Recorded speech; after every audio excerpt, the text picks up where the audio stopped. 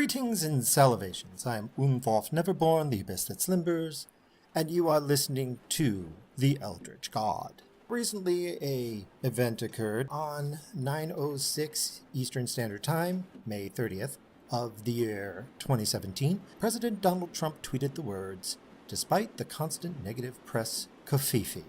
That is the proper pronunciation. Now, there's been a lot of speculation on that, and some truly autistic people out there have done some amazing work in researching the word. But the problem is they're overthinking it. One person states, well, if you translate it into Arabic and back, it comes back, "I will stand." Somebody else says, well, if you translate the words into the periodic table and then take the numbers for the various elements, and then you put that together and put that into Google, it comes up with the word green frog or something like that. I'm afraid you're overthinking it. Let's go back to the basics here.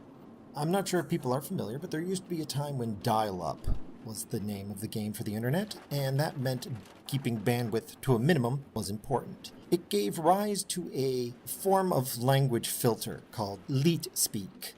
The name leet actually changes a lot depending on who you're talking to. I'm going to go with the version L33T. Now, leet speak was a naturally arising language filter created because of a lack of bandwidth. When you're doing dial-up, which is 56K modem, every letter counts. And so words like TO2 would be replaced with the number 2, or a later would be replaced with L8R. It also gave rise to various misspellings that became common parlance today, including the words prawn, spelled PR0N, as well as pioned, BRB, AFK, BBL. These abbreviations all originated from the creation of LeetSpeak. If you know LeetSpeak, it's kind of like Pig Latin. You know the rules for translating English into Pig Latin and back again. Someone can come to you and go, "Ixnay on the onut nay," or something like that. And you know he's saying, "Don't give me a donut," or something like that. It doesn't really matter much as long as everybody basically gets it. There's a lot of confusion because some people know different rules on Pig Latin than others, but you can kind of get the gist of it. Same thing with LeetSpeak.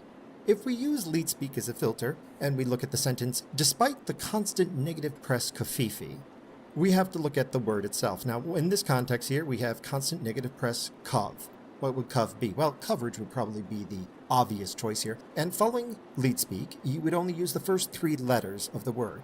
Now, if you were creating a portmanteau, which is a combination of 2 different words, a very common activity in LeetSpeak, you would then take the last 4 letters, fee-fee. Now, considering there's no F in coverage, that kind of indicates where the 2 words are smashed together. But what word is being smashed together here? Well, what does fee-fee mean? Well, in today's world, if I were to say fee-fee, most people would say, oh, wait, fee-fee, you're talking about feelings. Or the total phrase would be, "Muh Fee Fee, oh, you hurt my fee-fee." Or, "Did I hurt your fee-fees?" It's kind of an insult, really. You're saying, whoever you're talking to, that they're being overtly emotional. Now, that being the case here, if we were using LeetSpeak to create a portmanteau, we would chop off whatever was in the front and use the phonetic spelling. So you don't need to spell out F-E-E-F-E-E.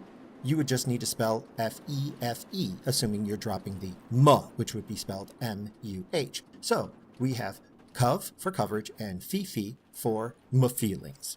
Now, what does it mean in this context? Because that's the important part here. When you're using LeetSpeak, context is everything. So despite the constant negative press Covfefe, I would assume at this point that it refers to when a person who reports the news talks about how he feels about a topic and not actually the topic itself. It would be a derogatory term for reporters who make the story about themselves and how they feel, not the subject matter that they are claiming to be covering.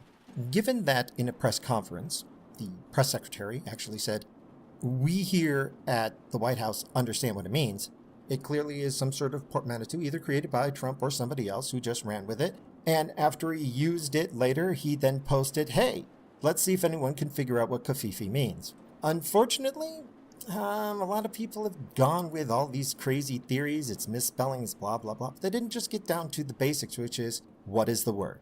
The word is clearly a portmanteau. Covfefe, everybody knows what a fee-fee is if you're on the internet. And cov, well, that is a bit of a guess. It might be something else, but I think it is coverage given the context here. So that clearly is what the definition is. So I will give you a summary now at the end.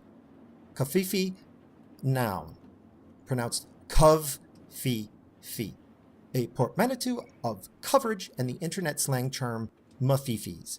It refers to a person who reports the news, talks about how he feels about the topic, not the topic itself. Well, I hope that finally clears all this up for all of you. Thank you for your time, and I hope you have a pleasant day.